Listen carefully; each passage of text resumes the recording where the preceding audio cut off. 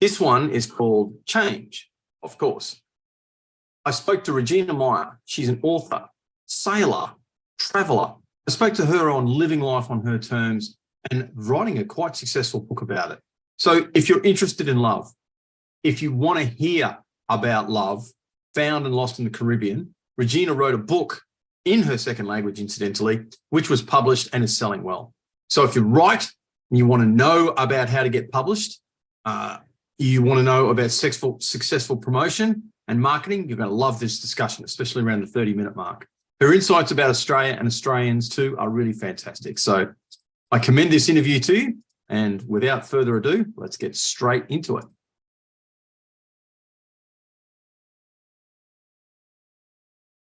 Oops. Yeah.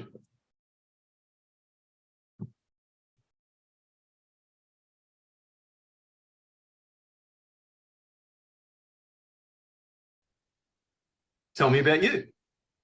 All right. Well, I'm originally from Switzerland and I now live in Australia. And I guess I came to Australia via many winding roads, you could call it, or the oceans.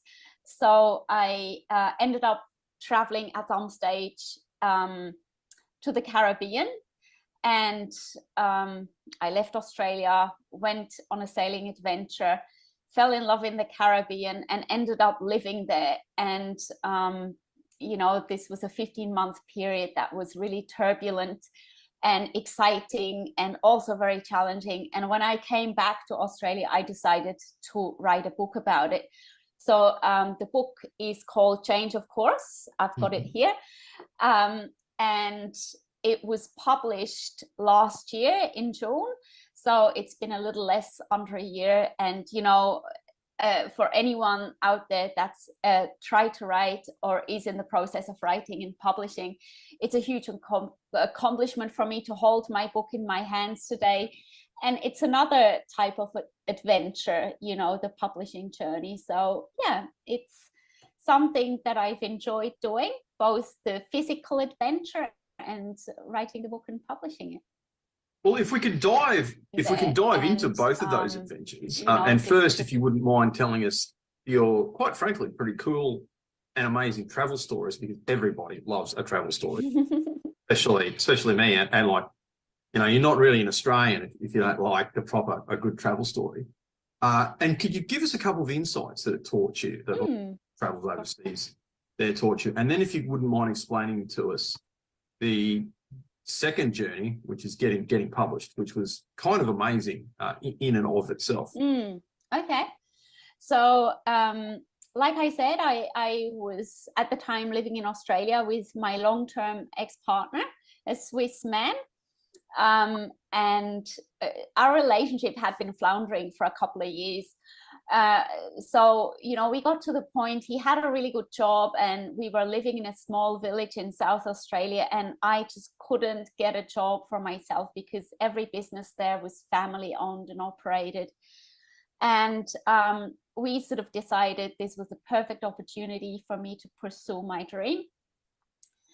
And, you know, I have to admit that the dice fell in my favor because the decision was made that he would stay in his job at home whilst I could venture out and fulfill my dream of sailing a major ocean.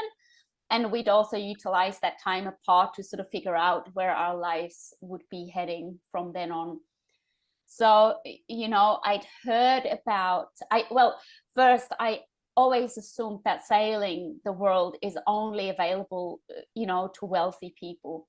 And I'm not one of them. So I always sort of longingly thought about it. And it wasn't until I actually read Jesse Martin's book, Lionheart. He was one of the youngest solo circumnavigators around. And he mentioned crewing on other people's yachts.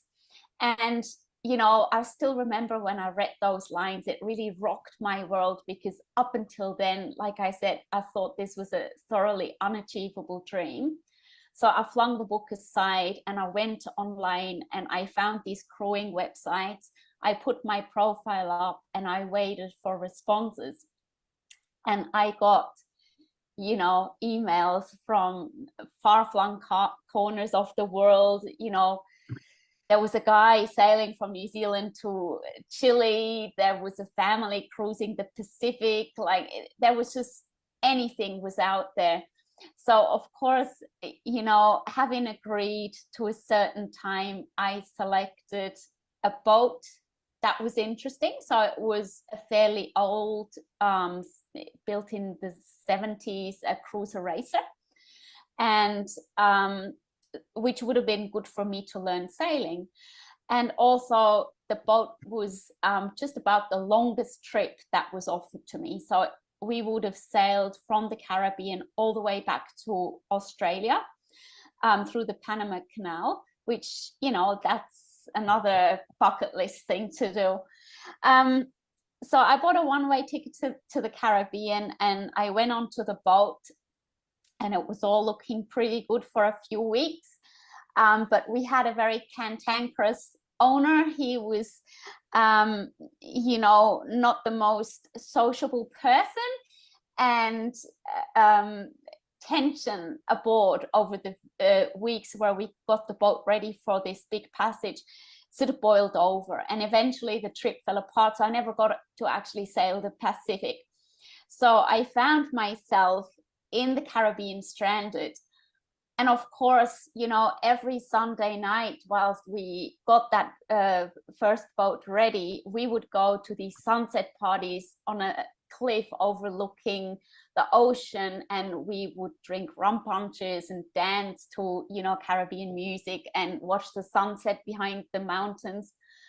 And I met a local man, and I just was really conflicted, because I was in a relationship, and yet there was this man that was so very alluring and so different to the man I was in a relationship with. And I kept battling it, and eventually I had to leave the island because of my visa issues. So I found another boat, and I sailed across the Atlantic, and that was a really exciting passage. Very sort of heavy weather, big waves, a lot of wind. Was a steep learning curve for me. And of course, once I got to Europe, I met up with my long-term partner, who was by then in Switzerland, and we ended the relationship. And so that was a major chapter for me in my life, because we had been together for 13 years. I'd always had someone by my side. Suddenly I had very little money. I didn't know where to go. I didn't really have a home in Australia. And I had a romance that was pending in the Caribbean. You know, so of course, what do? You go back to the Caribbean, even if it doesn't really make sense. So that's what I did. And I just sort of decided, you know, I had a few $1,000s in my pocket, and I just thought I make the best of it. And you know, I got a job relatively quickly, and I was immensely proud to sort of have, you know, made a life in a new island. I was also living in a very small community. I was the only white person in the community, which was also a really interesting experience for me, and an eye-opening experience also. And I was living in a maybe 3 by 5 meter wooden shack. We had no electricity. It was a pit toilet in the backyard, and sort of a rickety shed where we could have bucket showers. You know, so my life completely changed. I was doing laundry by hand, and I stood out wherever I went. But I also felt really alive, and I felt really actually accepted by the community. So, you know, that was a really challenging but rewarding experience. I just want to kind of give you an overview of the story. So, yes, navigating that time. So it was a 15-month period when I left Australia to eventually, you know, traveling onwards from the Caribbean. And for me, sort of the guiding emotions or the guiding lines throughout the story is really about, you know, doing what your heart tells you to do, not being afraid to really step out of your comfort zone and give something a go. And also about resilience. You know, it was really the first time in my life where I was completely by myself. There was no smartphones back in the day, so I didn't even have a laptop. I was completely isolated. I was struggling with a corrupt employer, with illness, you know, when I didn't have health insurance. I nearly got deported, you know, lots went on, and I had to adjust my plans over and over again, and everything always worked out, you know. So it's for me, the reason I started writing the book. So now let's go into the publishing, the second part. The reason I started writing the book wasn't to actually get a book published.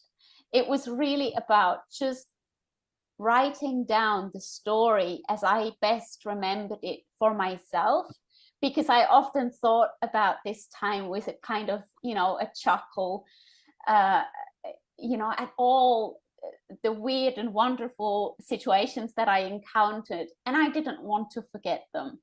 So I began writing the story in 2017, and I decided to really commit to it. So I wrote 1,000 words a day, and I didn't do that every day, but you know, sort of most days.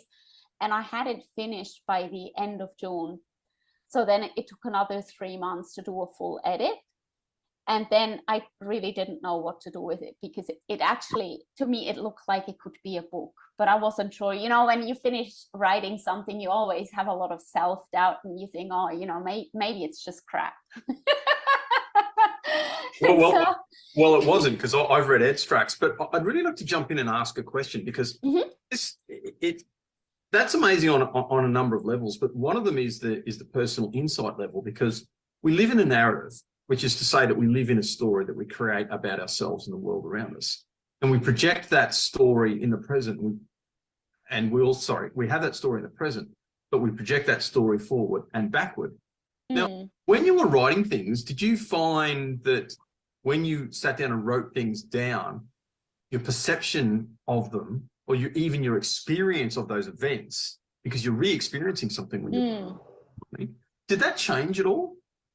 I'm just trying to think how to put it. You know, it's easy to write something and be neutral about it. You know, like to sort of say, I ate this and we did that, and you know, blah blah blah blah. But there's no emotion in there, and there is no sort of introspection in there.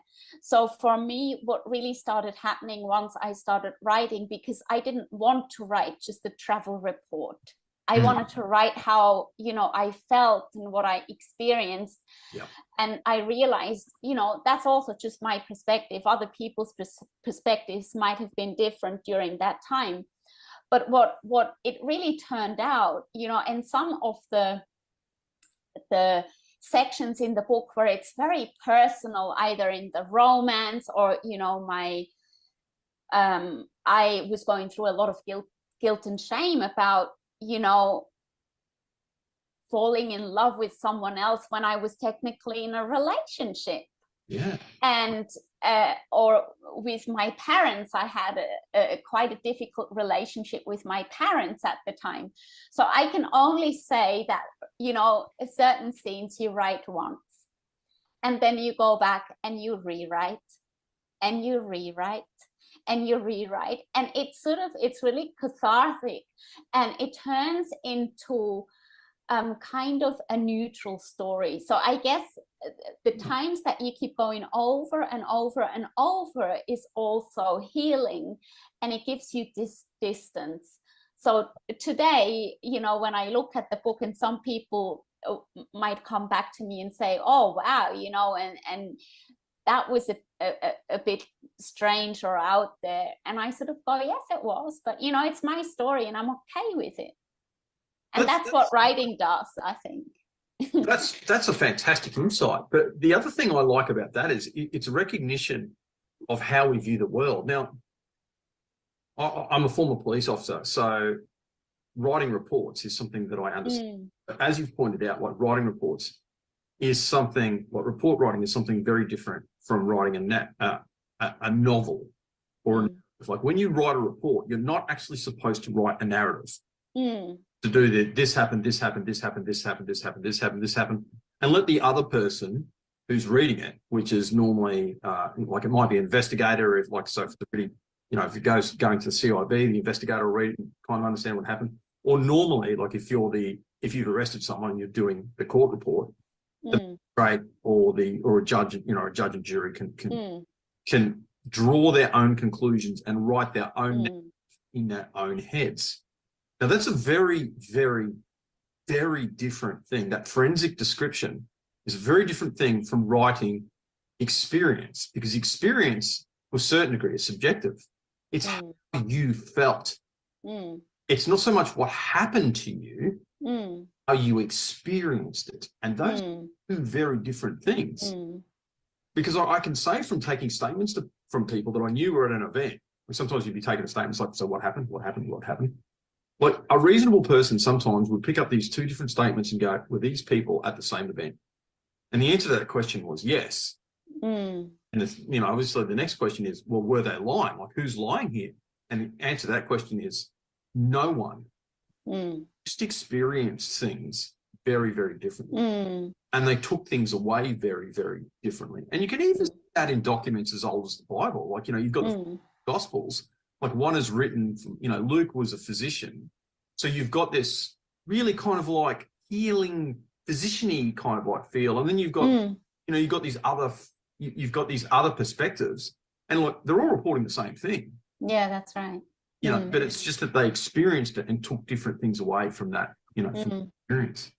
I'm sure it's the same. I'm sure it's the same with you. And I've really noticed, you know, when you tell your story and you're at your book events, and I've been a couple of times now. I do recommend to anyone out there listening, if you see Regina, and I'll put all the hyperlinks there, but if you see her advertising one of her book events, do go, because it's genuinely splendid to see.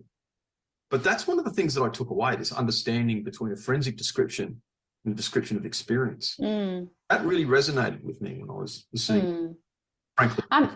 I mean, also, you know, you have to remember, like, so my book's a memoir, right? And I'm writing about my difficult relationship with my parents. And my father passed away last year, but whilst I was writing, he was still, you know, with us. And my mom is, of course, alive. And so, you know, for me, the big thing was I want to write honestly about my experience around, you know, some challenging moments I've had with my parents, but I'm also not here to put them down or to hurt them. So that's a very fine line. And that was, so these are all passages that you know, you spend countless hours on them, working and reworking it to make sure that it's okay. You know, you can stand behind it and it still reflects the truth. When you were doing that, the truth. Yeah, I don't want to sound like Pontius Pilate here, but the truth. But like, that's right. It's my truth in my book, right? Yeah. I think I've written that in the front, actually. And look, you know, there's kind of like, I mean, God, that's another entirely. That's it. You know, there's a philosophical discussion there that, you know, perhaps we should actually have. But did you find that? I found it. Oh, okay. You got to give it to us. You got to give it to us. I said, but even after the last words have been typed, edited, and printed, change of course simply holds this: recollections of my personal perspective and its subjective truth. Yeah. That's it. Spot on. So when you were rewriting things, did you find that it changed your perspective? Like, did your perspective change from when you were experiencing it at the point to when, you know, you're reflecting on it later on? I don't think it's the perspective that changed, but it's the emotions around it. So, you know, when you are experiencing something, and you usually those complicated situations, the emotions are quite elevated. But when you write about it, and remember, it's been, you know, 10 years since it happened. So initially there would still be maybe some discomfort, you know, like I remember most moments squirming, where I was like, oh, do I really have to write this? But then it was like, yeah, you know, I don't just want to, I'm not here to whitewash myself. I actually need to also write the uncomfortable stuff about my experience. But the more I wrote about it, the more the emotion went, you know, and it just became like watching a neutral, you know, a movie or someone else's story. And that's sort of, for me, where I look at it and I really appreciate the memories, but there's no emotional entanglement in there anymore. Well, in a lot of ways, that's very powerful and very much experience, because, you know, there's this beautiful idea that we let our ideas and our ideas die instead of ourselves. And you do that through a movie. So, for example, if you watch a movie where someone is going through some sort of moral dilemma, look, it could be something like Star Wars, where they're just going on a hero's journey. You know, you can actually, you're kind of like living through that person, and to a degree, you're experiencing a degree of the emotion. Like, it's not a good movie if you're getting, but there is still that, there's enough distance, as you've pointed out, to allow you to learn something from it.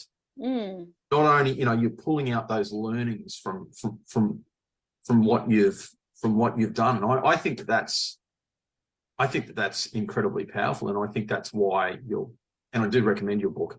I think that's why, you know, your book is good, because it has that degree of introspection to it, and allow you to learn lessons about yourself, and vicariously people reading it learn about. Does that make sense?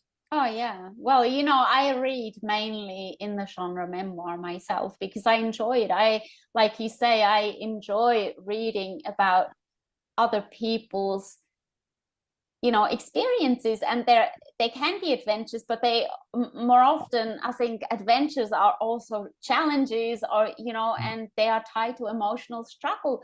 But at the end of the day, that is what makes life so rich, isn't it?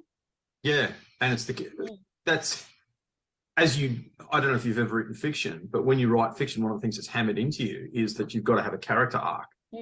Your character has to have an arc, so that at point A they get to point B. Like, how, you know, what struggles do they go through, what learn to get to you know, to get from that.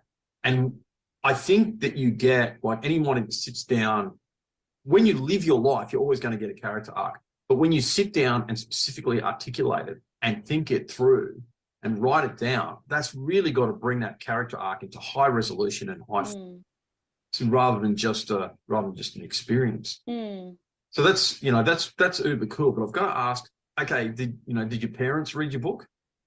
So it's written in English. So because my mother tongue is Swiss German, it's not actually, you know, so proper German is to me quite a different language, and I couldn't write it in proper German. So I chose to write in English, and I really love actually the English language. To me, it's much more refined. It's subtler, you know, you can describe things better, at least for me. So no, they haven't read it. You know, which sounds like it's probably a good thing, because there might be some really tough Christmas dinners after that. Like, you know. Look, the thing is, there isn't actually that much in there about my parents. I mean, there is a few scenes here and there, but it's not a book about my parents. I sort of debated, you know, my father since passed, so he's not concerned about it anyway. But my mother, I think she was, just before it came out, she was getting a little bit concerned, because of course now the book is actually in bookshops in my hometown. So her friends have bought it, have read it. I think the feedback generally to her has been that it's very enjoyable, and it's it's a decent book.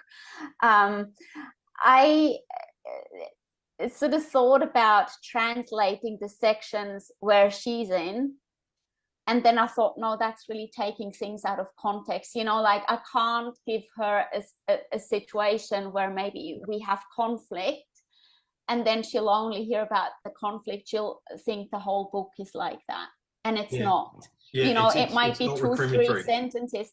So I actually left it to her, and I thought at the end of the day, like I've said many times, it's my perspective.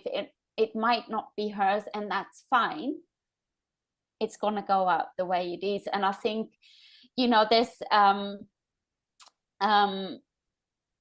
with memoir, I think there is a level where you have to become okay with the story, because if you write a memoir to satisfy everyone that's in it, there's not going to be any friction. Yeah, there's no arc, so by nature there will be something, and that's just how it is. I mean, she's proud of me now. She really, I think she's realized I haven't actually bad-mouthed her. I really haven't. But for me, I'm quite a sensitive person, so for me it was really, really important to get this right. And as a first-time writer, you don't really have much guidance, so that's why it also took me a lot of time to get it right. You don't want to be a Swiss Prince Harry. Would you mind continuing telling us about the publishing journey? The publishing, okay. So once I had done that first edit, for me, what happened, I had to first figure out what I wanted to do with the book. So I tried to pitch it to some agent and publishing houses in Australia, and here,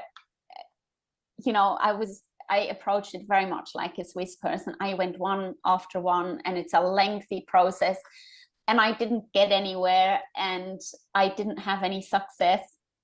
And so after a while, I sort of ran out of patience, and I ended up deciding, that's when COVID started. So I was working as a cruise attendant here in Cairns, and I was, of course, put on, or stood down and put on JobKeeper, which was a huge blessing for me.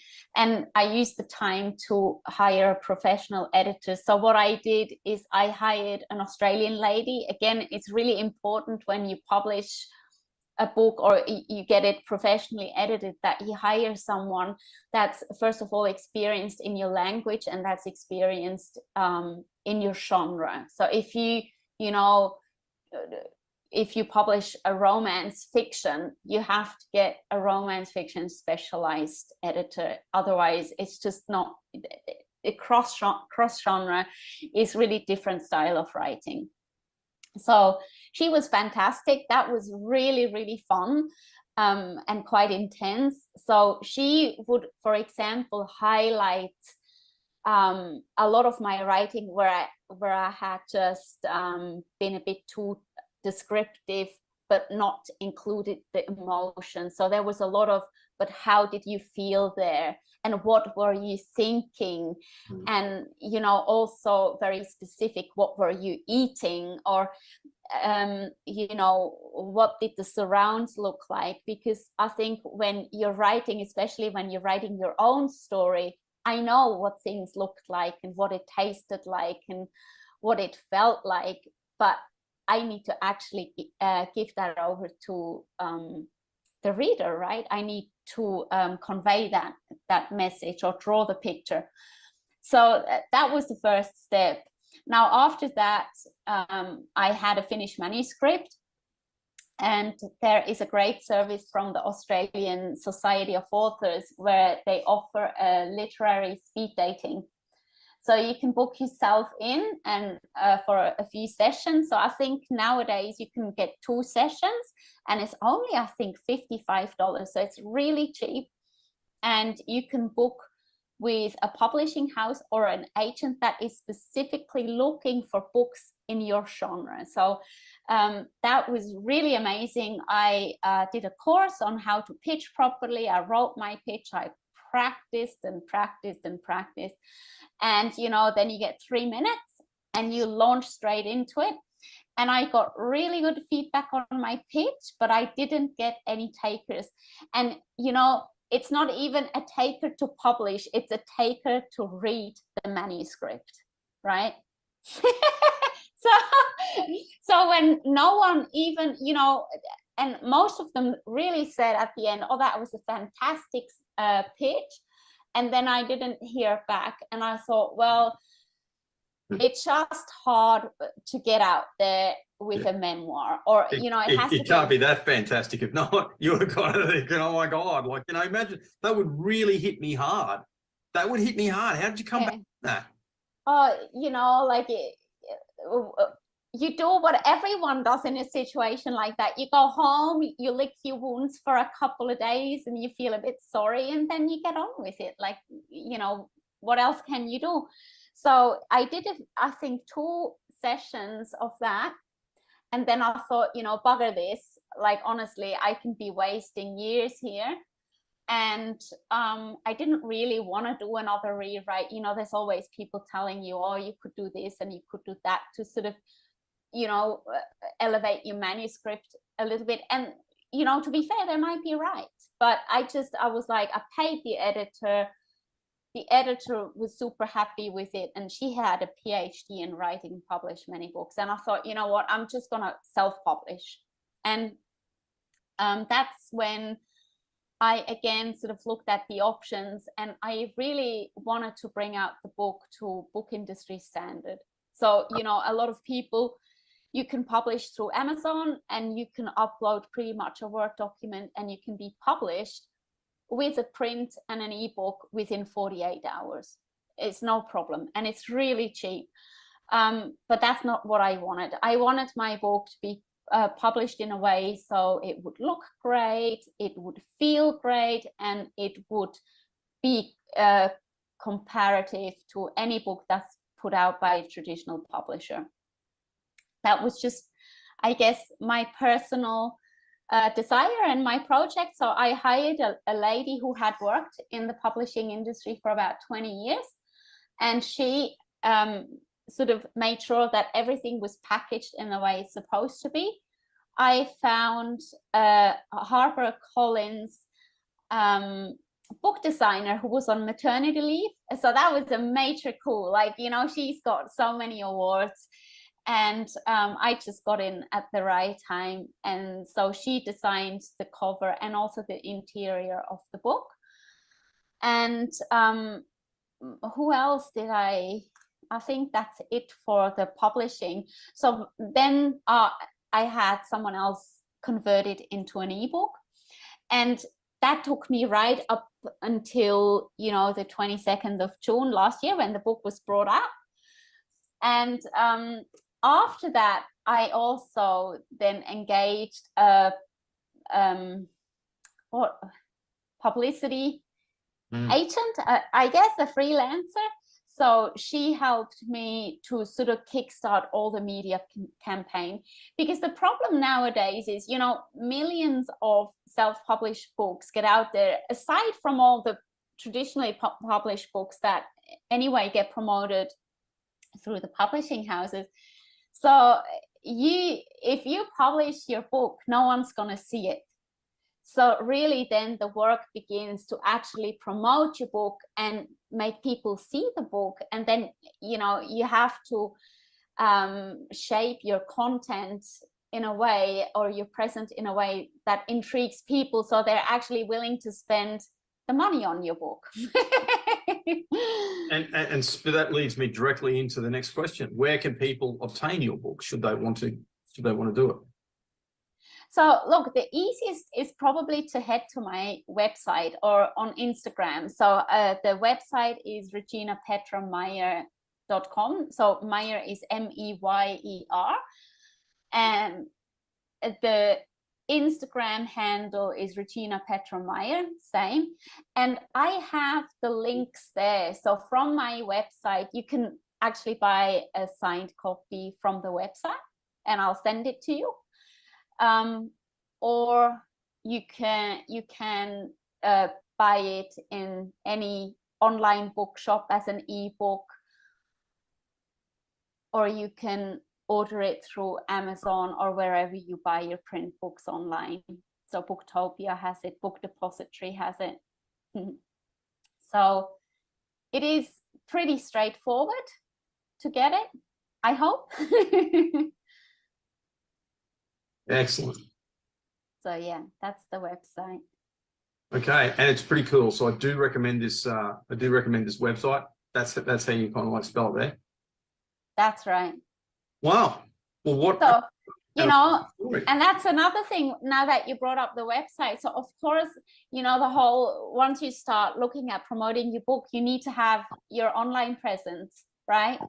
Yeah. So you have to get a proper website, you have to get a shop, you have to organize all of this well in advance of actually getting the book out. So to be honest, you know, I guess publishing was involved, but the marketing side and the publicity side of it, that was in man hours, a lot more work. You know, to get everything up and going, to put the pitches out there and to follow up. So yeah, but see, I actually enjoy learning, like whether it's a new software or a new process or, you know, something like publicity and marketing. I really think for me it's interesting, and I'm really growing my personal toolkit, and that's how I look at it. It's really an immersive experience of learning new skills. Kind of Swiss, if I may make the observation there. And I'm getting a degree of your character. Not only are you big on self-development, but you're very methodical, which is I associate that with the clockwork Swiss. It's kind of cool. But I suppose leading up into, I'm really interested in your insights. You've given us some of the lessons learned there, but what brought you to Australia? I mean, the country is seriously, I don't want to sound trite, but the country is actually better for having, you know, you here. And I think it's fantastic that, you know, we're getting these magnificent people moving over here, but why leave a beautiful country like Switzerland that's a well-run, wonderful place and come here? I mean, it's a great country. I love my country, don't get me, but it's kind of different from Switzerland. Well, you know, I think there's several answers to that. So I think there's three major ones. First one being because I can, you know. Second one was because I like traveling and I like exploring, and I always wanted to live somewhere else. And the third one is, like I mentioned, my relationship with my parents was very complicated at some point, and I needed distance. And because I am a bit impulsive, I went to the furthest part possible. So we actually were looking at New Zealand. You know, we wanted to go to New Zealand, but at the time, the way the immigration systems were set up in New Zealand, you had to prove you had money, which we didn't have.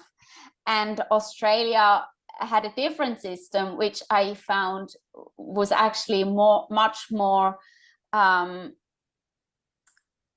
you know, equal for people that were applying. It didn't ask for money, but the condition was you could get your skilled migration, but you weren't eligible for any government help for 2 years.